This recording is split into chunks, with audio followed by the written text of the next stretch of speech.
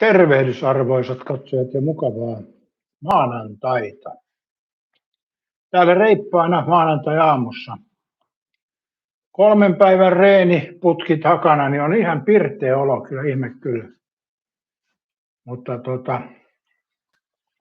tänään tuli syötyä varhaisperonia ja tomattisilliä. Sekin on suoritettu. Morjes vaan Katja, onko Katja äänet kohdillaan? Morjes vaan Eetu. Kohta käymme läpi myöskin Premier Fantasun viime hetken tilanteet. Ja Arsenal voitti muuten mestaruuden ja City hävisi vielä viimeisen pelinsä. Hyvin kuuluu, joo. Katsotaan mikä se on tilanne niin kuin tarkemmin kohta. Ja henkilökohtaisesti meni vähän penkiälle tämä kausi, mutta Yrjö Mikaelin kanssa oli tiukka tamppelu viimeiseen asti. Ja nyt mä en tiedä, kun mulla on siis Haaland oli pois kokoonpanosta, mutta mulla oli toi Watkins oli varalla ja 13 pistettä otti, niin tuleeko ne tuplana silloin Yrjö Mikael ohi mennään niin, että perävalot vilkkuu, mutta katsotaan. Joo, Fantasokausi päätöksen ensi kauden uudella taistelulla, vaikka ei tiedetä eikä osata. Näin on. Näin se on. Ensi kaudella lähdetään tosissaan voittamaan Eetu.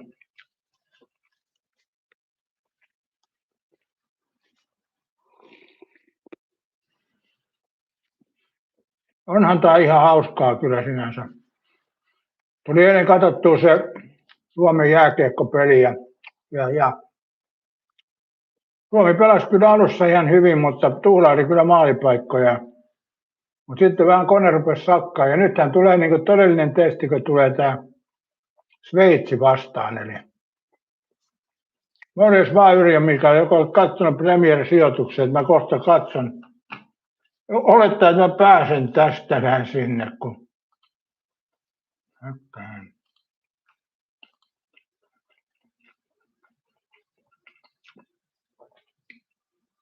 Eli 42 pinnaa otettu viimeisestä. Ilmeisesti se on päivittynyt sitten.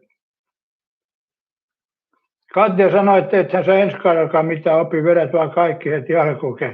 Näin on, Katja. Aina sama taktiikka. Lähdössä vedetään niin paljon täysillä kuin pääsee. Ja sitten mä en ole semmoinen niin juoksukilpailun perässä roikkua, vaan keulaa heti alusta asti. Aikoinaan armeijassakin Cooper-testi, niin mä juoksin alussa sinne keulalle ja jonkun aikaa siellä pysyinkin, mutta sitten hän rupesi hyytymään aika nopeasti. Mutta taktiikkaa ei tietenkään muuteta.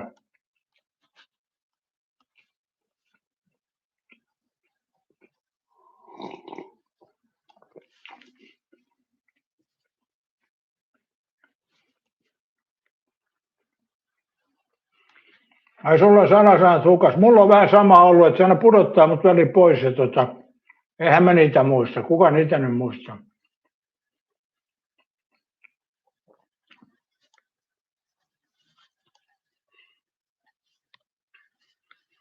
Mä muuten tein nyt kauppakassivideon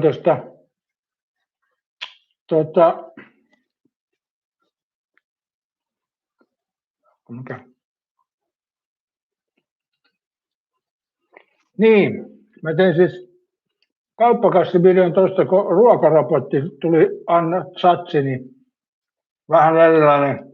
Ei sinänsä se ole erilainen, samaa tavaraahan se on, mutta kuitenkin pitäisi tehdä se, kun se tuossa vähän perusteellisemmin. Tuo nyt on tommoinen. Tänään se tulee sitten maailman ensi-iltaan.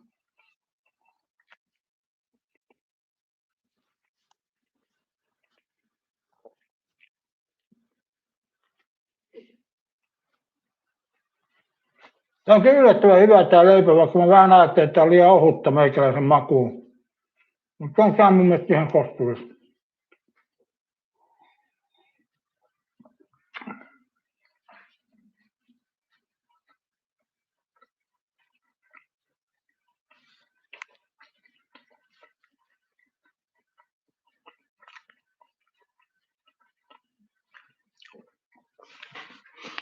Mutta kyllä se kesä vähän jäi nyt sinne putkeen, eli ei ole tullut, tai piippuun niin sanotusti, että ei oikein kunnolla alkanut alkanut, vaikka hyvin näytti hyvältä, mutta eikä nyt se viilenee vielä.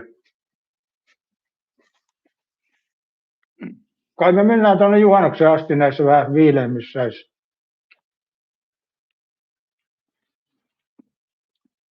Ja miten omalla tavallaan se olisi kiva kyllä vähän ottaa aurinkoa. Jos muuten tuli mieleen,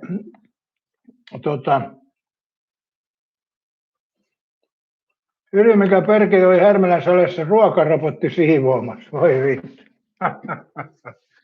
Mutta eilen tuli katsottua aika mielenkiintoinen elokuva. Se oli se liittyy tähän tekoälyyn. Ja se oli tuolta Rakutenille, että ilmainen elokuva. Että jos teillä on Rakuten tai ladatkaa se Rakuten, niin siellä on kyllä kohtuullisia. Siellä on jotkut on hyviä elokuvia. Toi oli omalla tavallaan hauska ja omalla tavallaan huono tuo elokuva, mutta katsotaan mukaan, mikä sen nimi mahtoo olla. Niin.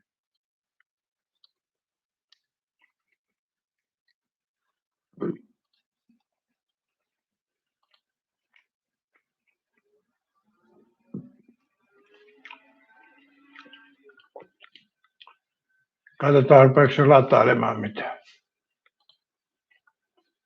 Ei,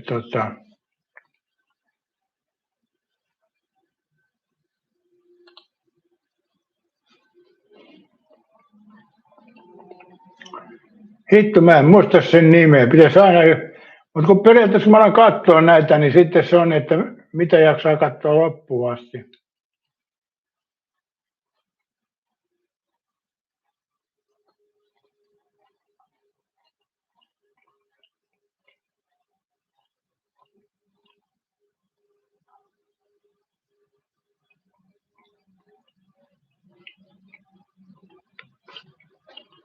Mistähän mä löytän?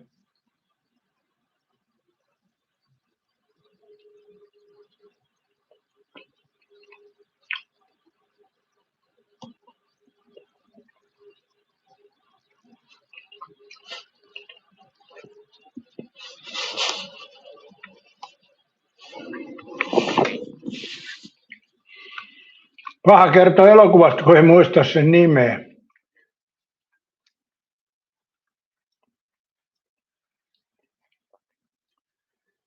Katsotaan tosta, jos se löytyisi.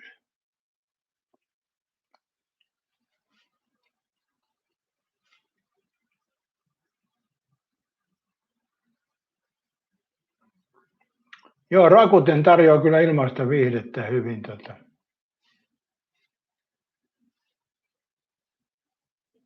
Ei se tästä kyllä anna sitä näkyviin.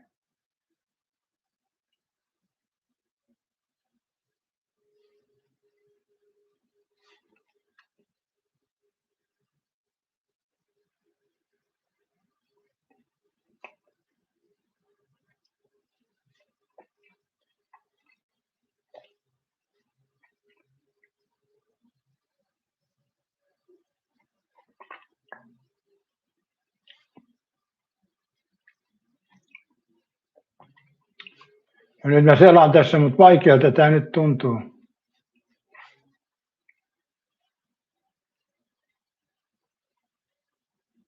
Ei se toikaan.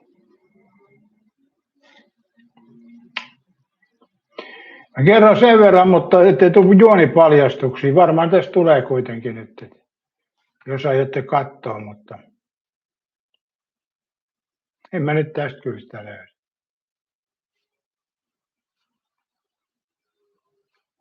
Mä en ole rekisteröity tuohon, niin se ei tallenna niitä mihinkään.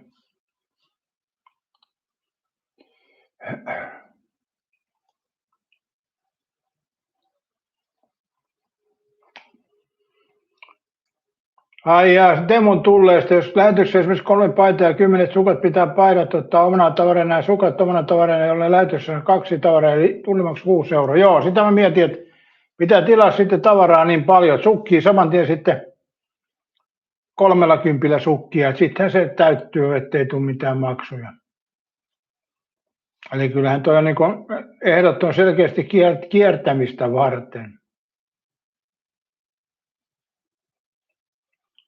Hitto, kun mä en löydä sitä tästä, olkoon nyt.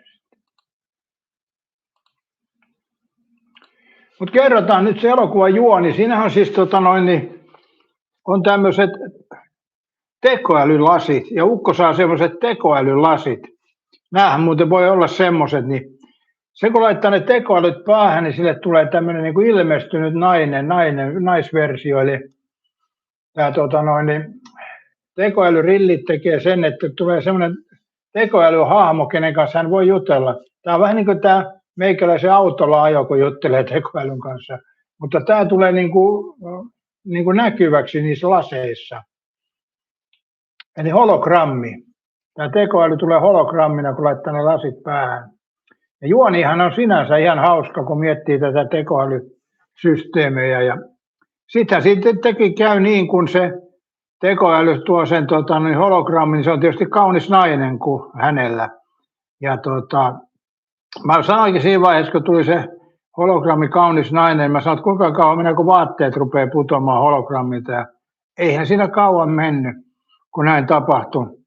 Mutta se ei ollut sen elokuvan hauskin osuus, että nehän sitten niin kuin omalla tavallaan se hologrammi ja ukko niin rakastui toisiinsa, mutta oma akka ei tykännyt ja sitten oli kauhea sota, mutta hauskinta tässä koko elokuvassa mun mielestä oli sitten, kun siis tämähän oli tämän miehen laseessa niin hologrammi ja hän rakastui siihen hologrammiin ja hän halusi tietysti kosketella ja muuta, mutta eihän se voi, kun hologrammi on pelkkä hologrammi. Mutta sieltä, mistä näitä rillejä myytiin, niin sieltä sai myöskin tilattua semmoiset housut, mitkä reagoi tämän tekoälyn liikkeisiin, niin tämä ukkohan tilasi sitten semmoiset. Tämä oli kyllä niin hauska kohta. Mun mielestä siinä oli niin kuin juonellisesti aika kivasti viety toi asia, että kun tekoälynainen on hologrammina, niin sitten tulee semmoiset housut, mitkä reagoi niihin juttuihin. Ja ukko veti housut jalkaan ja lähti tekoälyn kanssa peitoon alle, mutta joo, mä mietin vaan, että tuo oli aihepiirinä aika hyvä, mielenkiintoinen. Mutta mä en tiedä, mä jollain tavalla, kun mä sanoin tuossa alussa, kun mä katsoin sitä, niin mä sanoin, että kuinka kauan kestää, kun tekoäly heittää vaatteet pois, ja se ei kauan kestänyt. Sitten mä sanoin, että tästä tekoälystä tulee jossain kohti paha, eli ilkeä. Mutta sitä ei tapahtunut. Eli semmoista ei tapahtunut. Lopussa tapahtui jotain muuta, mutta en nyt sano sitä, jos satutti tuon elokuvan katsoa. Nimeä en kyllä muista. Muista eikä mitään muutakaan. Mutta mielenkiintoisia juttuja kyllä. Toi oli mielenkiintoinen elokuva, sinänsä aihepiiri.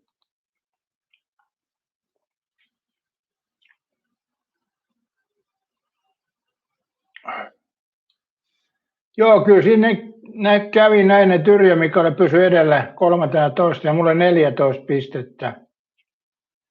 Eli sai vain 1 pisteen vähemmän, että tämä viimeinen kierros ei ollut sitten niin mahtava kuin sen piti olla. Mulla olisi tuolla ollut Petro Porro 10 pistettä, mutta oli vaihdos. No, ei se siellä auta mitään. Mutta potkupallosarjon voitti Sean Dukevich, eli Niklas Loppinen. Aika ylivoimainen voitto kuitenkin, vaikka miten olet, 2384. Toiseksi tuli Katja Kirkkonumme Hurjat, 51 pistettä viimeisen kierrolla 22. Olisi yli 100 pistettä kuitenkin, ettei hirveän tiukka ollut, mutta hopea kuitenkin. Ja Pallosudet tuli 3. Ja erot on kyllä selkeät, vaikka kärki oli aika tasainen välillä. Tapiola on tähtiä 4. 5. nimeä sinun joukkue. Ja 6. FC Kaljakori. Mutta periaatteessa tasapisteissä nimeä sinun joukkueen kanssa, että heillä on sama pistemäärä. Niin tossahan pitäisi olla jaettu 5. ja 6. No joo. Tai jaettu 5. ja 7. FC Show. 8. FC Pokosta, 9. FC Takanurkka, 10. Kaakkorin Kingit, no niin, 11. no niin. 12. Wutan Clan, 13. Yrjön Mikaelin FC Oma Vika, Paras Vika. Ja 14. Rautarunnarit, 15. FC Meitsi, 16. Eetu Voittamattoman. 17. Team Turistit, 18. Hampton, Texaskin otti loppukirjan näköjään, 79 pistettä vikalla kierroksella. Texas otti eniten pisteitä vikalla kierroksella. Ei varmaan itsekään tiedä, että täällä se on loistanut. 19 oli FC Hutikuti ja 20 Kuuko pysyi nippanappa 20 joukossa, mutta Ari Korva FC Santaholma oli 21. ja viimeiseksi FC Potkupallolle Mika Marjamaa. Eli tämmöinen.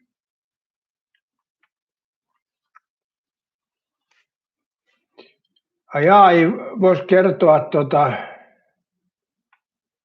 niin elokuvan nimen, niin muuten. Missäs mun puhelin on? Mä käyn hakemaan puhelin.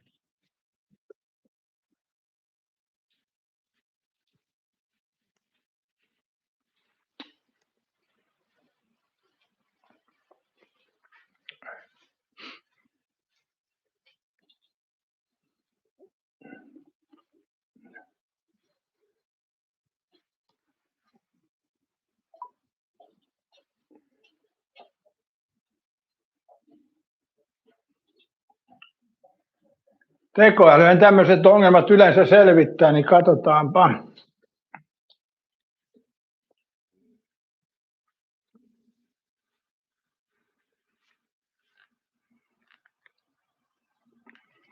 Osaatko sanoa, mistä elokuvasta olisi kyse? Siinä on mies hankkii silmälasit, joissa on hologrammi, tekoäly ja periaatteessa vaimoltaan salaa ja vaimon kanssa tulee ongelmia. Kuvailemasi juoni viittaa todennäköisesti elokuvaan The Feed 2019 sarja tai sci-fi-elokuvaan Jeksi 2019, mutta tarkin osuma tuntomerkkeihisi on lyhyt elokuva tai Black Mirror-tyylinen tarina, kuten Sight 2012. Jos kyseessä on uudempi pitkä elokuva, se saattaa olla myös Don't Look Up-elokuvan tyylinen satiiri tai jokin indien tuotanto, mutta yleisimmin tämä teema esiintyy sarjassa Black Mirror-jakso The Entire History of You. Kyse ei ole mistään sarjasta, vaan kyse on elokuvassa. Etsimäsi elokuva on todennäköisesti Sight 2023, joka perustuu aiempaan tunnettuun lyhytelokuvaan.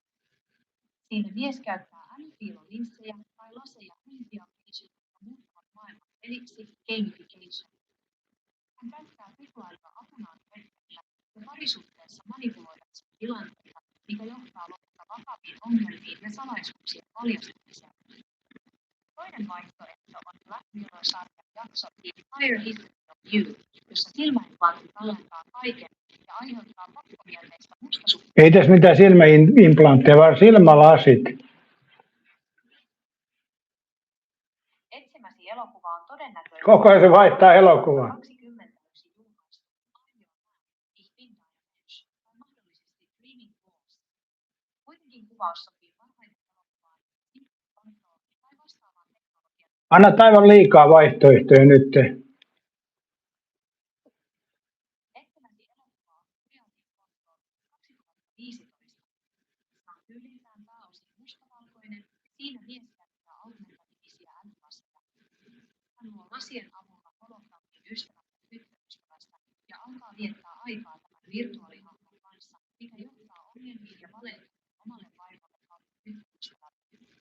Oliko elokuva mielestäsi visuaalisesti tyylikäs ja moderni?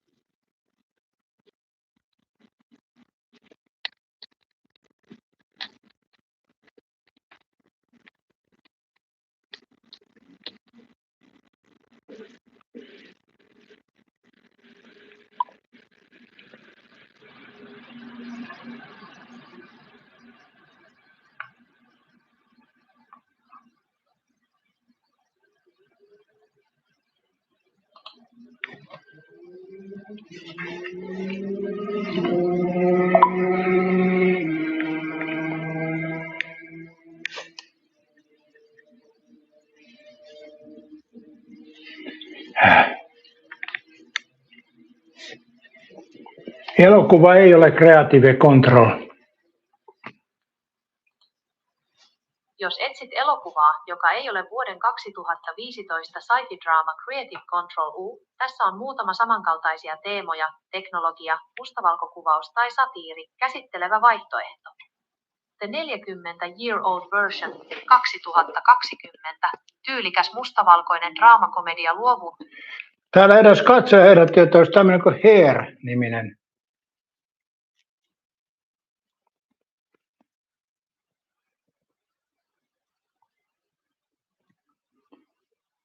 Katsoja ehdotti, että Hair-niminen.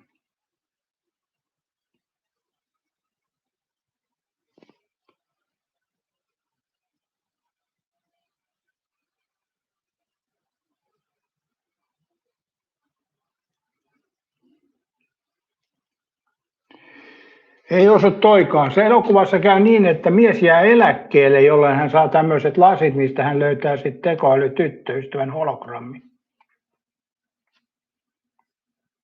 Etsimäsi elokuva on todennäköisesti Blade Runner 2049-2017. Vaikka päähenkilö K ei jää eläkkeelle perinteisessä mielessä, elokuvassa on keskeinen kohtaus, jossa hän hankkii Emanator-laitteen. Ja kyllä nimenomaan se mies jää eläkkeelle tuossa elokuvassa. Se on se elokuvan pointti.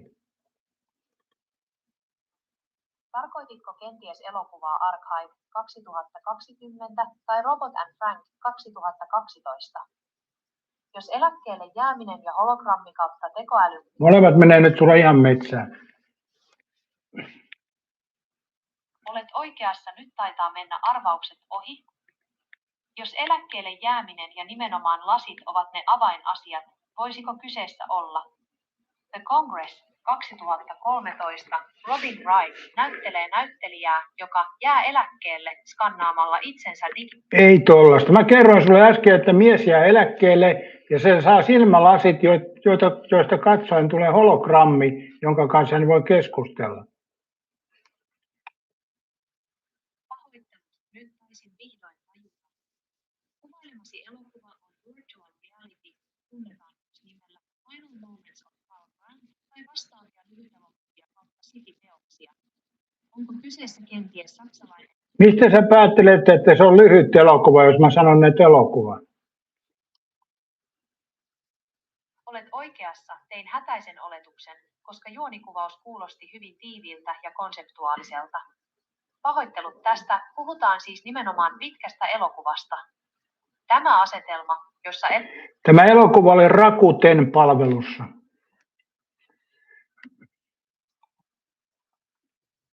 etsimäsi elokuva on todennäköisesti Frame tai Experience Curated.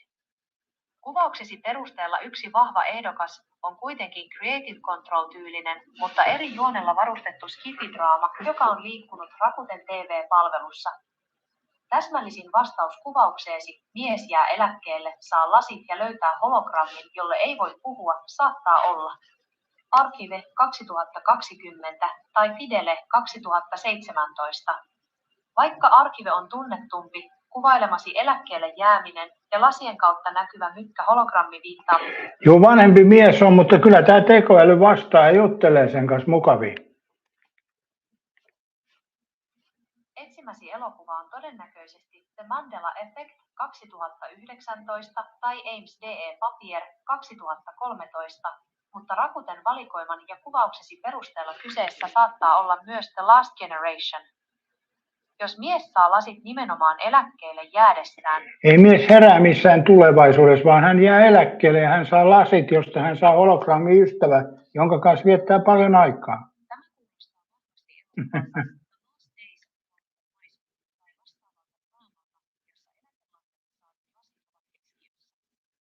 Voisiko kyseessä olla kuitenkin The Adam Project tai jokin Black Mirror-tarina, En puhunut missään, että se sai eläkelahjaksi. Mä sanoin, että mies jäi eläkkeelle ja sai lahjaksi. En sanonut, että hän sai eläkelahjaksi.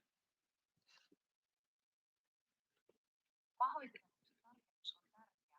Mies jää eläkkeelle, mutta kyseessä on vain lahja, ei välttämättä nimenomaan työnantajalta saatu eläkelahja.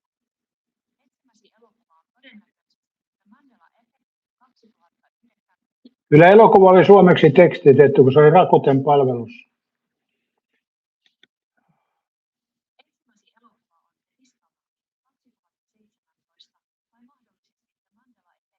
Niin, mutta kuvaus eläkkeelle jääneestä miehestä ja laseista viittaa vahvasti skifidraamaan nimeltä The Last Generation tai The Prey. Kyseessä on nimenomaan Rakuten TV-valikoimassa. Mieshän lähti tämän hologrammin kanssa rannalle ja joka paikkaan ja sitten vaimo tuli mustasukkaiseksi tästä. Tämä elokuva on The Adam Project 2022 tai todennäköisesti AI Rising 2018, mutta kuvauksesi perusteella kyseessä on Archive 2020 Näin muut vaihtoehto. tai kenties jokin pienempi indie-tuotanto. Kuvailusi vaimon mustasukkaisuudesta hologrammille on erittäin keskeinen vihje. Asuu vaimo samassa talossa, mutta kun hän jutteli rannalla tekoälyn kanssa hetkeksi, otti tämän naisen muodon. Tämä elokuva on Mandela 2019. Luonnossa mies saa erikoiset lasit, joiden kautta hän näkee ja keskustelee tekoälyhologrammin kanssa rannalla ja kotona. Hänen vaimonsa on paikalla samassa talossa ja muuttuu mustasukkaiseksi sekä huolestuneeksi miehen käytöksestä, koska tämä ukko on täysin virtuaalisen todellisuuteen yrittäessään muuttaa menneisyyttään. Ainut virhe sulla tuossa, että mies ei yritä muuttaa menneisyyttä, vaan hän löytää lasit ja rakastuu tähän tekoälyyn, hologrammiin. Etsimäsi elokuva on The Private Eye 2024. Siinä iäkkäämpi mies löytää lasit. Ei tästä tule mitään. Holograminaiseen ja Ei tule mitään. Vaihtoehtoja tulee älyttömästi, mutta ei tule mitään. Se on vähän vaan hankala selittää tuolle lyhyesti. Kun mä kerroin ekana lyhyesti, niin sanoin, että oli niin tiivistetysti, niin tuli tämmöinen ja niin edespäin. Mutta joo.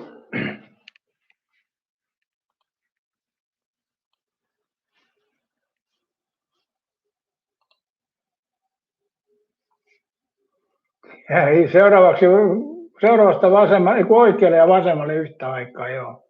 Näin oli joo tuolla Alavudella.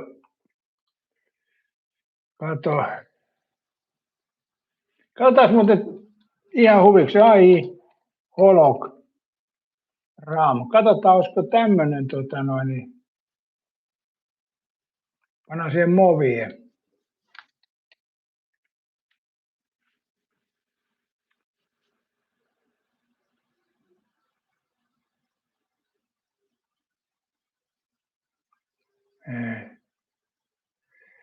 YouTubeen tai kaikkea muuta paskaa, ei tässä mitään eroa.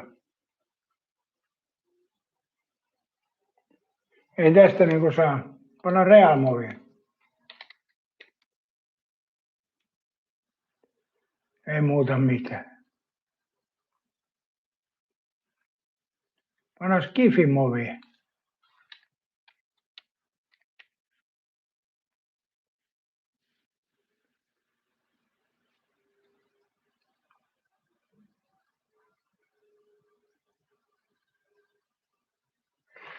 Joo, tuo Blade Runner, se on eri elokuva, ei se ole tuo sama.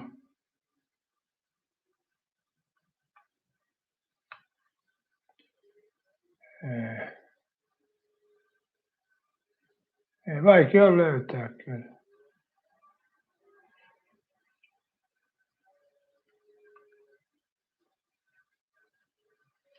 No joo, kuitenkin. Kuitenkin semmoinen elokuva tuli katsottu.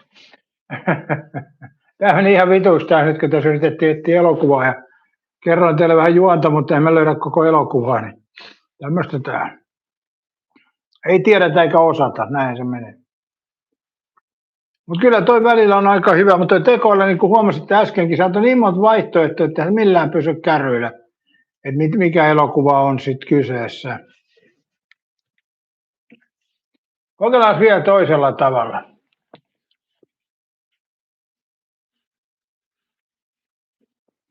Mikä on semmoinen elokuva? Mies eläköityy ja saa jostain semmoiset lasit, missä tulee hänelle skifinainen. Skifinainen. Ei ole Blade Runneri, uskon nyt.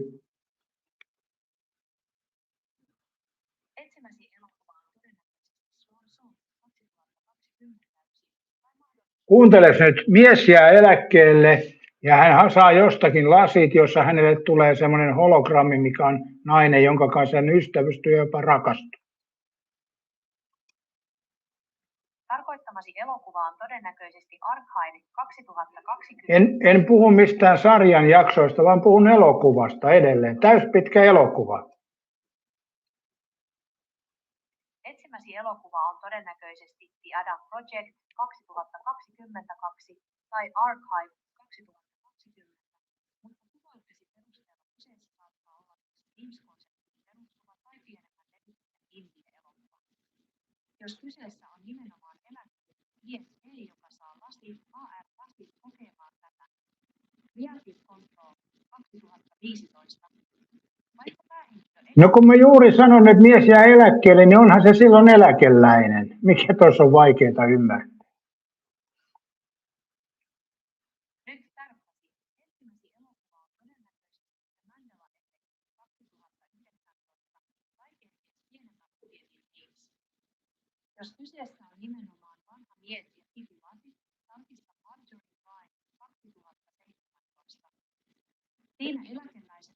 Olisiko se toi Ames-elokuva? Siinä jäi semmoinen kohta mieleen, kun se mies hommasi semmoiset alushousut, missä on tuntoaisti. Etsimäsi elokuva on Apes. Tunnetaan myös nimellä The Last Generation tai osana The Simulation-kokonaisuutta. Se on nimenomaan täyspitkä sividraama, jossa eläkkeellä oleva mies hankkii hologrammilasit ja tuntoaistin välittävät happiset alusasut kokeakseen fyysisen suhteen virtuaalinaisen kanssa.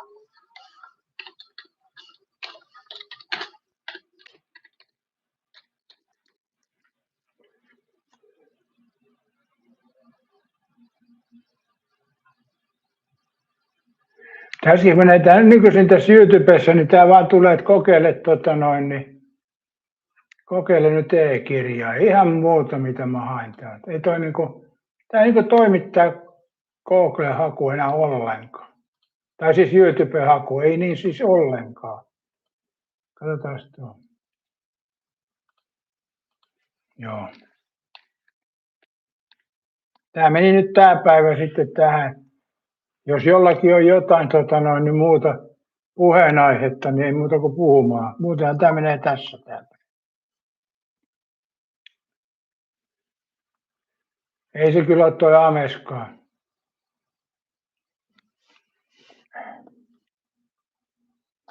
Vitun tekoäly. No ei ole Ames-elokuva. Minkälaista elokuvasuositusta tai tietoa etsit? Etkö löydä enää aikaisempaa keskustelua? Muistini nollautuu jokaisen uuden keskustelun alussa, joten en näe aiempaa historiaamme. Ei. Voitko kertoa? En voi. No nyt riittää. Ei toimi. Ei löytänyt tekoäly tätä näillä ohjeilla. Se yrittää vaan väkisin työtä jotain lyhytelokuvia muita, vaikka on saanut täyspitkä elokuva. Sitten se väittää kuitenkin, että se on jonkun ohjelmasarjan osa, vaikka ei se ole näin. Mutta minkäs te? Tämmöistä se on.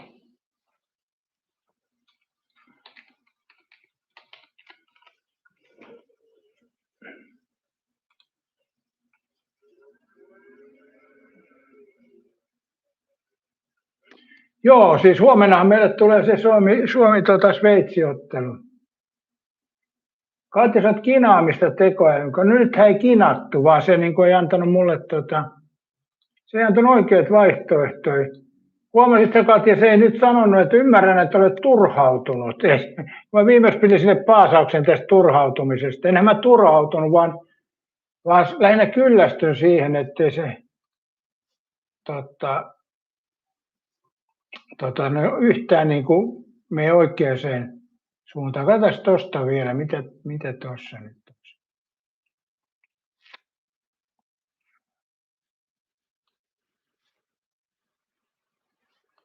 No.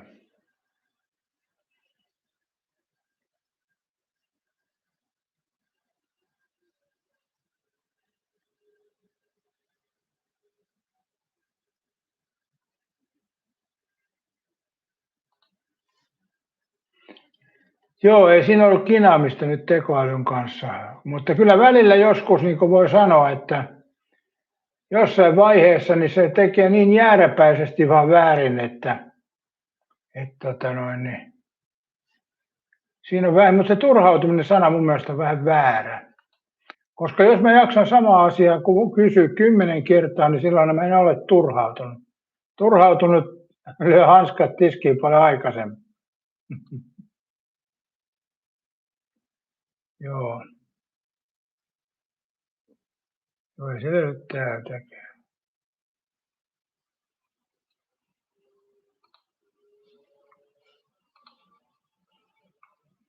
Jake, että robotti ei myönnä virhettä.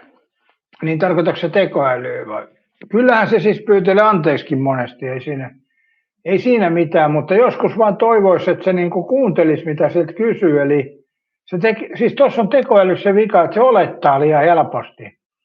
Eli monessa asiassa, kun mä oon tehnyt, niin se lähtee olettamaan, mikä on omalla tavallaan ärsyttävä piirre. Onko se turhauttavakin? On se ehkä jossain määrin turhauttava. Eli kun se ennakoi, mitä sä haluat kysyä, vaikka et sä kysy sitä asiaa, niin sitten omalla tavallaan on se, kun se lähtee esimerkiksi antamaan väärää tietoa, niin se tekee niin paljon työntää sitä tavaraa, että joudut odottelemaan, että se höpöttää loppuun. Vaikka tiedät, että se on jo ihan metsästä ensimmäisestä lauseesta alkaen, niin tämäkin on yksi semmoinen mielenkiintoinen. Varsinkin jos kysyt jotain lounaspaikkaa ja sitten se antaa ensin väärän jonkun Googlen suositusten perusteella, niin sitten se vetää kaikki vaihtoehtot läpi siltä samasta tarjoasta ja sitten sä sanot, että ei se ole se. Ja sitten hetken päästä se taas vetää sitä samaa. Ja toinen, mikä niin ärsyttävä tekoälys, jos mä sanon vaikka, että mä menen Kitusen kievariin syömään, niin sitten se okei, mennään Kitusen kievariin syömään. Sitten mä kysyn, että mitkä on Kitusen kievarin lounasaikataulut tai jonkun paikan aukioloajat. Niin se sitten sanoo aina, että paikka sulkeutuu kello 16.00 tai lounas loppuu kello 16.00. Sitten mä joudun sanomaan siihen, että en mä kysynyt milloin se loppuu, vaan kysyn mikä aikataulu lounaalle on. Eli sitten se pyytelee anteeksi, hän taas meni väärille linjoille. Niin, Jake, sä oot ennen GPSkin vei suorinta reittiä, vaikka tie oli ihan paska. niin muuten, se on muuten totta, joo. Tämä tekee samaa tämä nykyinenkin, ei se paljon siitä ole kehittynyt, kyllä jonkin verran, mutta se ei kestä kanssa yhtään sellaista, jos sä hieman poikkeat reitiltä. Eli jos sä tiedät, että joku parempi tie menee tuossa pätkään, mene siitä, niin siinä tekoäly äkkiä on viimeissään, mutta hauskavempaahan se on. Kati, sä oot huomenna on tärkeä matsi, pidetään peukkuja. Vai pitäisikö pelata Sveitsiä? Olisiko semmoinen pelillisesti hyvä kohde toi? Mutta joo, en mä nyt koe, että mä kinaan tekoälyn kanssa, mutta kyllä sitä joutuu aika paljon niin kuin sanamuotoa käyttää ja sitten se ymmärtää aika paljon väärin ja semmoista pientä juttua siinä on, mutta ei nyt isossa määrin. Mun mielestä on hyvin hyödyllinen jossain kohti kyllä. Katsotaan löytyykö.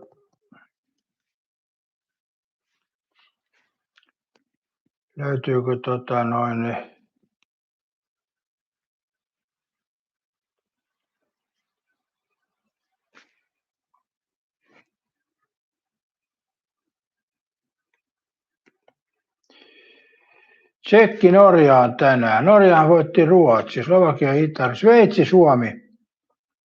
Ai. Tää on paha. Sveitsin kerroin on vain 271, Suomen 232. Eli aika tasaisin, huono pelikohde toi on.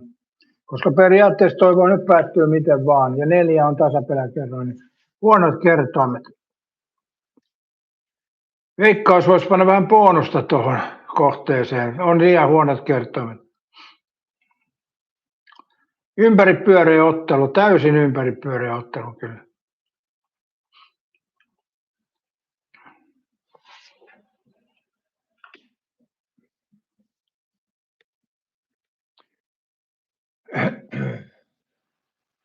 Ja muistakaa, tänään sitten mä lataan tuossa 6 aikaan, niin tulee toi ruokarobotti-ostokset. Mun täytyy sekin tehdä vähän paremmin. Mä sun tuolle ohi mennä, mä ajattelin, että mä voisin oikeastaan kuvaa, mitä mä otin ruokarobotilla. Niin Mun täytyy muuten tarkistaa yksi juttu. Nyt mä rupesin vähän miettimään, kun mä tilasin papukahvia. Ja juhlamokka maksoi yli 10 ja toi oli 6 euroa vähän yli toi Kulta-Katriina. Onko siinä 500 grammaa? Voi helvetti, nyt se oli joku tarjous. Mäpä käyn kattoo. Jotenkin aina arveluttaa, kun on joku tarjous, että joku koukkuhan niissä on aina ja lensikö lankaa. Mutta kyllä kilohintakin oli siinä edullisempi, mutta siitä huolimatta vähän.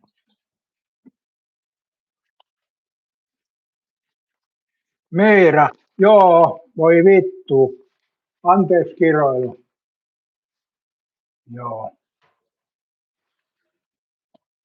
Joo, ei tarvitse Kulta-Katriinaa enää ostella. Mä en ole kyllä yleensäkään sitä ostanut. Niin.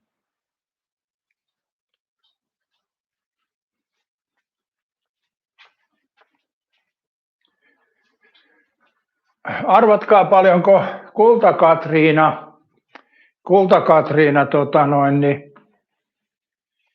Kulta-Katriina papukahvipaketissa, niin arvatkaa paljon siinä oli.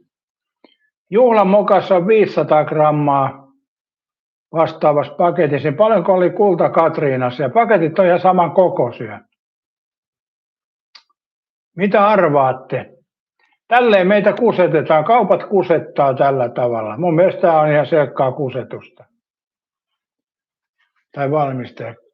Katja veikkas 400 grammaa, se on väärin.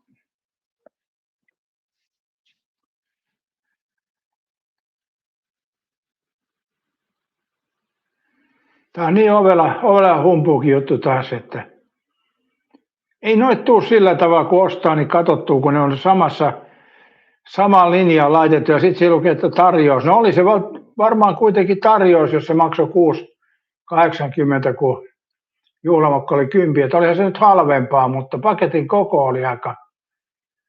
Yrjö Mikael sanoi 300. Antakaa nyt vähän lisää arvioita, katsotaan kuka menee lähimmäksi. Lähimmäksi me nyt voittaa. Jokuhan nyt saattaa täyden oikeinkin vastauksen antaa, mutta tekoälyhän se tietäisi. Ai.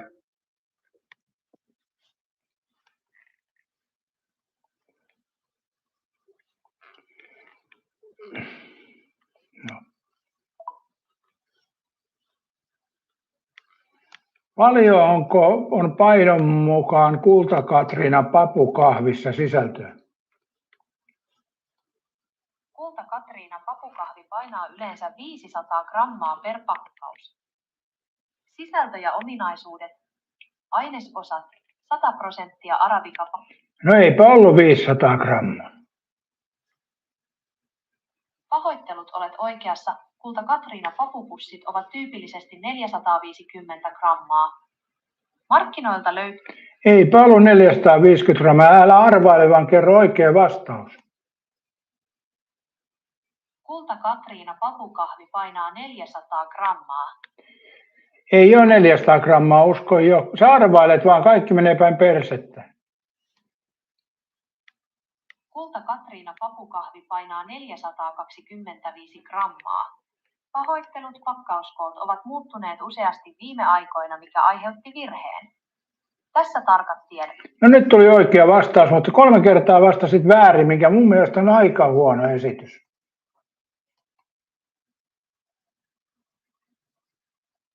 Nyt meni todellakin penkin alle, pahoittelut. Kulta-Katriina papukahvipussi. Älä nyt vaihda sitä viimeistä vastausta, nyt sun menee taas päin persettä. Olet oikeassa, meni pahasti pieleen. Kulta-Katriina luomu ja monet erikoispavut ovat 400 grammaa, mutta jos kyseessä on No peruspakkausta mä kysyin, enkä mitään luomusontaa. Kulta-Katriina peruspakkaus painaa 450. No ei paina. Kulta-Katriina peruspakkaus painaa 425 grammaa. Sisältö on En ole turhauttanut, aika paljon annat huonoa vastausta. Tuo 425 on se, mikä kaupassa ostettuna katsoin just äsken. Olet täysin oikeassa ja pahoittelut aiemmasta säädöstä. Kulta Katriina perinteinen papupussi painaa 425 grammaa. Pussin sisältö on 100% arabitsapapu ja ys, joista Ei mua kiinnosta mitkään luomut ja tummapahdot, mä vaan halusin tämän tietää. se on 425 grammaa ja sisältö on 100% arabitsapapuja. Pahoittelut, että tässä kesti, sait oikean tiedon suoraan paketista. Joo, tekoäly on aika huono näissä vielä. Pitäisi vähän niin kuin päivittää niitä tuotteita joka hetki. Olet täysin oikeassa, päivityksissä on selvästi viivettä, kun valmistajat muuttavat pakkauskokoja tiheään. Tekoäly nojaa usein vanhaan tietoon, jolloin 425 grammaa kaltaiset muutokset menevät ohi. Myönnän virheen, peli oli tältä osin surkea esitys. Joo, se on varmaan tuo kikkailu kilohinnan kanssa 425. 400, jos siinä luki suoraan 400, sitä miettii onpa vähän, mutta 425 ei ole niin vähän, että on tämä kyllä mielenkiintoista kyllä, että miten valmistajat meidän viedät. Ja minä lensin jo lankaan, että yleensä katson tarkkaan, mutta yleensä noissa tavallisissa papukahvipakeissa, pappilan, apupapin, papupata on ollut 500 grammaa. Niin tämä 425 yllätti kyllä minut, mutta se oli kyllä tarjouksessa, kilohinta oli halvempi. Eli se annettakoon tässä niin kuin anteeksi, mutta ei toi ainakaan ostointoa lisää. Toisaalta jos se hinta olisi edullinen, niin sittenhän se voisi olla, jos se pysyisi tuossa, mutta se oli tarjoushinta. Katsotaan tuolla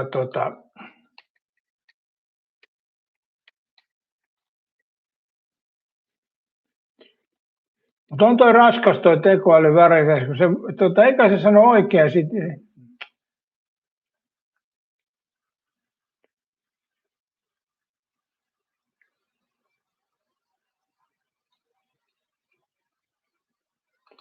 Mä laitan tänne Kulta Katriina papukahvi.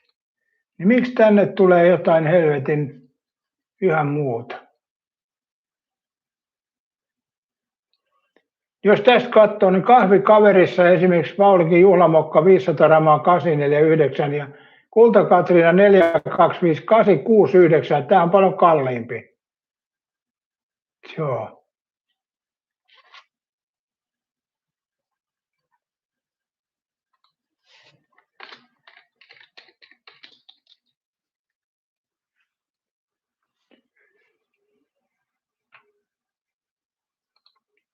Eli tässä on niin kuin Kulta Katriina vivahdeikas vaalea, eli kakkospahtotaso 839 kappale, 19,74 kilo. Eli siinä on se 420. Hyvin se on piilotettu tuohon tekstiin, että se erottuu kyllä todella huonosti. Alalaidas on kukan päällä, mutta todella huonosti erottuu kyllä.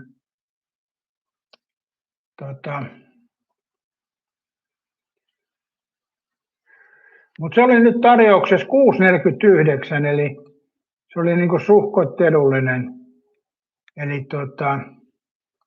Eli kilohinta 15,27, kun tuossa normaalista 19 euroa 6,49, niin toi oli toi Kulta Katriina. Tuolla hinnalla nyt jo lähti sitten jo ostelemaan kyllä.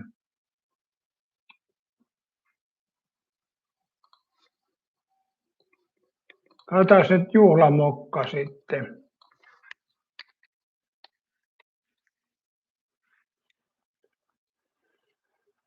Joo, katsotaan.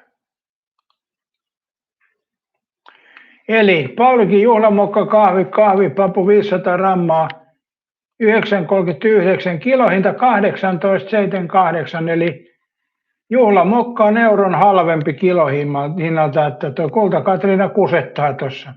Tarjoushinta toki on nyt edullisempi, se oli vain 15 euroa, mutta sitten jos ostaa normihinnalla jää koukkuun niin sanotusti, niin sitten on kalliimpaa. Joo. K-ruokakaupassa on vielä 10 senttiä enempi hinta.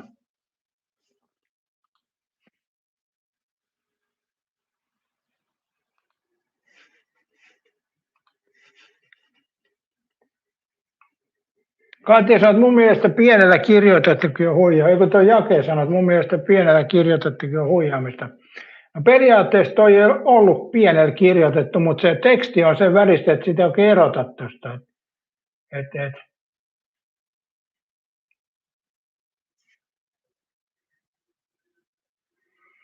Katja sanoi, että miksi ihan kahvi on vielä kallista, vaikka se maailmanmarkkinahinta on laskenut. Niin, mutta tuo papukahvi.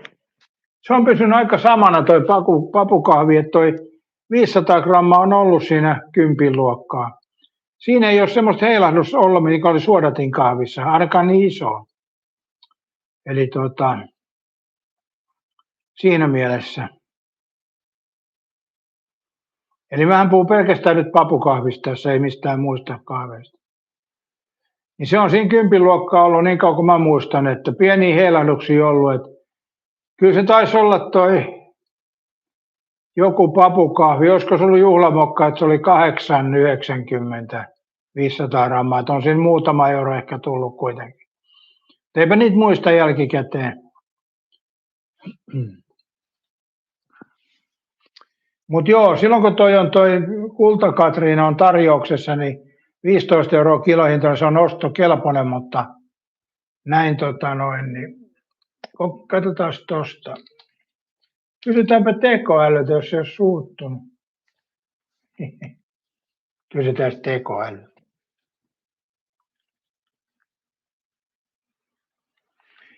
Mikä on edullisin papukahvi 500 grammaa vaaleapaahto tällä hetkellä markkinoilla?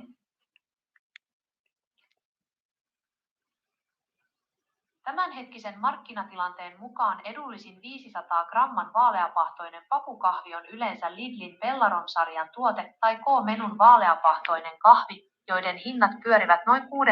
Kyse on siis kilohinnasta ehdottomasti.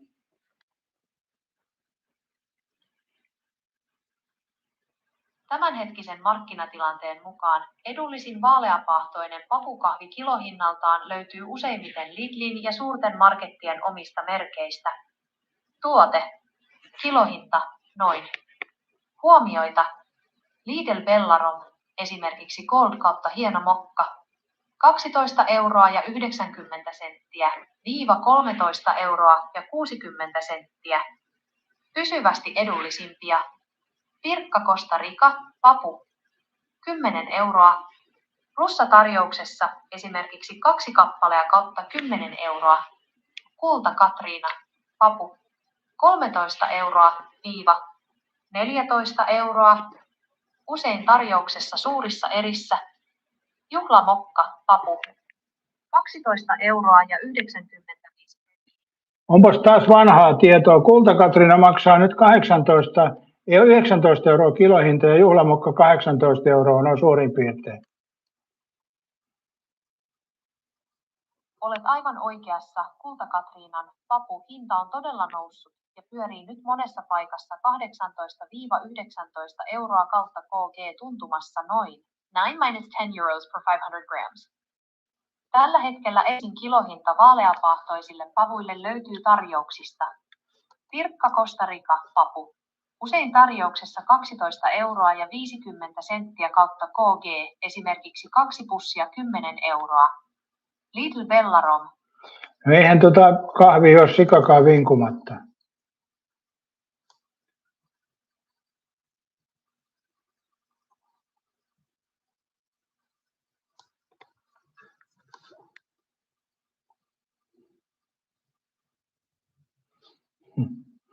Eihän Costa Ricaa juo sikakaan vinkumatta. Kyllä, Pirkka Costa Rica on tällä hetkellä papukahvien vinku, eli se kaikkein edullisin oljenkortti. Mutta eihän sitä pysty juomaan sikakaan vinkumatta. Makuelämys on tosiaan usein hinnan mukainen. Pirkka Costa Rica on monen mielestä kitkerää ja vinkuvaa, eli liian hapanta ja karttia. Sulla ei oikein tuo huumorikommentit oikein istu, vaikka ajatus on kuitenkin sama. Ymmärrän täysin, se vinkuminen on juuri sitä halvan pavun sielunhätää, joka maistuu kupissa kitkerältä pettymykseltä. Jos Costa Rica on juoma... Ei vaan se oli vitsi se, että sitä ei juo sikakaan vinkumatta. putosin kärryiltä, eli se olikin huumoria, ettei sitä vinkua, eli Kostarikaa juo Erkkikään. Jos No se on sama kommentti, ei ole Erkkikään tai ei ole sikakaan vinkumatta, se on sama asia. Aivan, eli maku on niin karmea, ettei sitä huoli kukaan. Jos kerran Kostarikat ja muut vinkumavat jäävät, Ei, harjasta vaan Petri Horro. Sitä tekoäly on hassu hauska.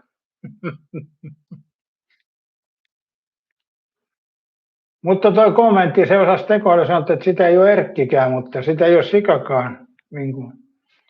Petri mielestä Kostarikka on maailman parasta kahvia. Se on makuasia, Petri. Mä ymmärrän, että K-kaupasta sitä jätettä saa halvalla, mutta ei se ole hyvän makusta kyllä.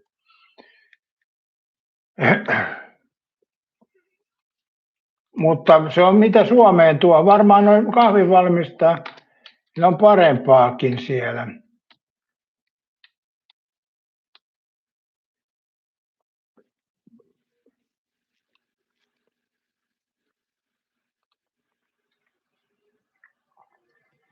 Joo, täällä on Costa Rica Arabica kahvihan se on joo. Mutta kilohinta on 12,5 plussakortilla 2 kappaletta 10. Mutta en mä lähtisi kyllä siihen.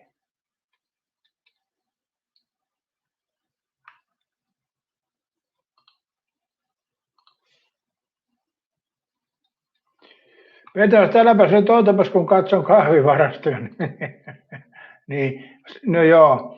Mutta olen joskus Kostarikaa juonut, mutta ei se kyllä suodatin kahvina, ainakin se on ihan kamalaa, mutta en tiedä sitten papukahvina. Ja Kostarika on tunnettu kahvinvalmistaja, mutta sitä ei tiedä, mitä ne tuo Arabica kahviin ne tuo Suomeen, mutta mistä planttaasit, niin se on aikamoisia eroa kyllä. Mikä planttaasi tai paikka, mistä tulee. Siis meillähän juodaan pääosin Arabica kahvia, mutta ei ne ole kyllä samanlaisia.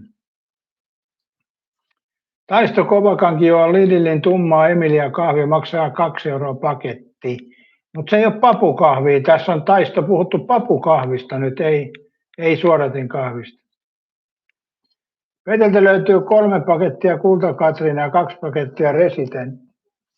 Niin on ollut tarjouksessa, Pete, juu, mutta kun tässähän, Pete, oli kyse papukahvista, ei suodatin kahvista. Et se on eri keskustelu täysin, jos puhutaan suodatin kahveista. Mutta sama Arabica niissä on, mutta kyllä niissä eroja on aika paljon. Eikä toi siis ollut pahaa toi Kulta-Katriina papukahvi, meidän keitin siitä, ei se nyt pahaakaan ollut. Mutta Kulta-Katriina sitten suodatin kahvina mun mielestä on kyllä pahaa. Mä en muuta voi sanoa. Taisto Kovakankin, juu. Jakesot tee taitaa olla halpaa. Niin, Pete puhuu suodatin kahveista. Tuossa oli muuten aikoinaan kävi niin, että APC otti tuon Kulta-Katriinan ja rupesi siitä tekemään kahvia. Ja asiakkaat rupesi kaikkoamaan APCltä. Eli niin iso ero siinä on juhlamokkaan. Eli se kokeilu, minkä APC-huoltoasema teki tuossa joku vuosi takaperin, niin ne lopetti sen, kun kahvin menekki putosi rajusti, kun tehtiin Kulta-Katriinaa. Et se on niinku vähän semmoista niinku kirpeämmän makusta munkin mielestä. Mutta papukahvina mä en tiedä, se voi olla, että siinä se ei olekaan, että kun meillä Suomeenkin tuodaan noita halpiskahveja ja tehdään suodatin jauhoitukset, niin kaikkihan ei siihen kelpaa siihen kuitenkaan, että voi olla, että nimenomaan papukahvoina se on hyvä. En tiedä, mutta nämä on toisaalta sitten taas makuasioita, mihin tottuu. Pete, saat kyllä noin merkit menee aamukahvina, tee ei mene, sehän kuumaa vettä. No teehän on siis, jos ottaa sitä tummaa teetä, niin sehän on ihan kyllä, sehän juomista kelpoista on. Mutta sitten jos käyttää näitä kaikennäköisiä vihreitä teitä ja sitten yrttiteitä ja muuta, niin nehän ei ole, Pete, teetä, ne on niin kuin kuumaa vettä, mitä on maustettu. Mutta kyllä sitten kun tuommoista tummaa teetä, kun laitat pari pussia huljauttelet, niin kyllä siihen tulee jo vähän syvyyttä makuun. Jake, saat jauhaa itse, niin saa parasta niin kuin ennen. Joo, siinä on vaan, Jake, semmoinen juttu, että jos ostat papuja jostain, niin se pitää tietää niiden tuoreus ja muu.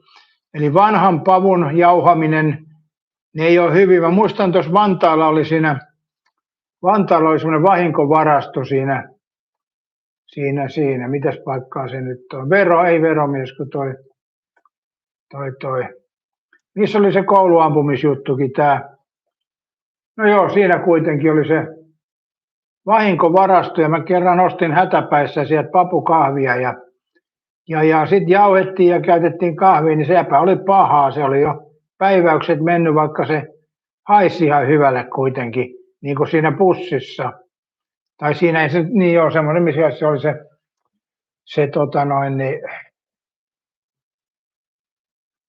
semmoista juuttityylisistä kangasta, missä se oli. Vaikkei se ollut semmoinen iso paketti, mutta kuitenkin.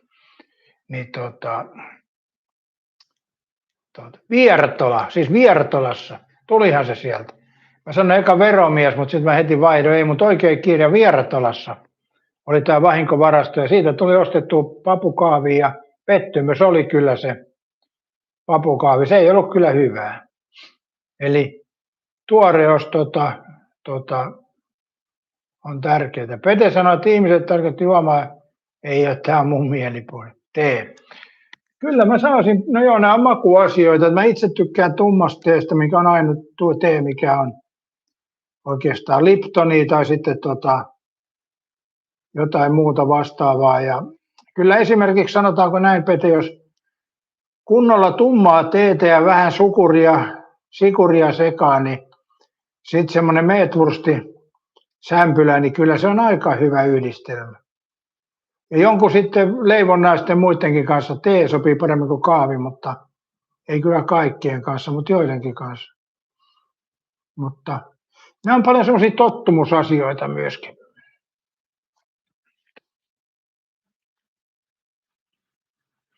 Jokos Pete on päässyt tekoälyn maailmaan, oletko se jo keskustellut tekoälyn kanssa niin kuin mä tein tänään? Eli toi on muuten hyvä toi tekoäly siinä, jos te mietitte. Pete istuu kotona, Petellä on tylsää, kihtikään ei vaivaa, ei tarvitse sitä parantaa. Niin Pete kysyy tekoälyltä näin. Teepäs mulle joku keskivaikea tietokilpailukysymys. Tässä on sinulle yksi keskivaikea tietokilpailukysymys. Mikä on maailman ainoa valtio, jonka lipussa ei ole 4 kulmaa, eli se ei ole neliö tai suorakulmio? ... Vastaus, Nepal. Nepalin lippu koostuu 2 päällekkäisestä kolmioon. Jos pystyy pysäyttämään sen, niin ei saa itse vastata. Haluaisitko lisää kysymyksiä jostain tietystä aiheesta, vai kokeillaanko jotain vielä vaikeampaa? Juu, kokeile jotain vaikeampaa, mutta pistä enemmän noita pisteitä, ettei se vastaus näy tässä ruudulla, eli 10-15 pistettä väliin. Tässä seuraava. Minkä alkuaineen kemiallinen merkki on Ag? No nyt siinä hopea näkyy tuossa heti, että pistä siihen kysymyksen jälkeen 10 pistettä, niin ei näy, kuulu tai näy. Tekoäly vähän kuin Star Trekissa jo.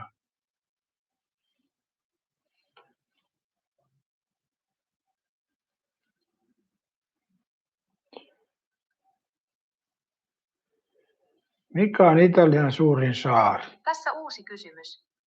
Mikä on Italian suurin saari? ...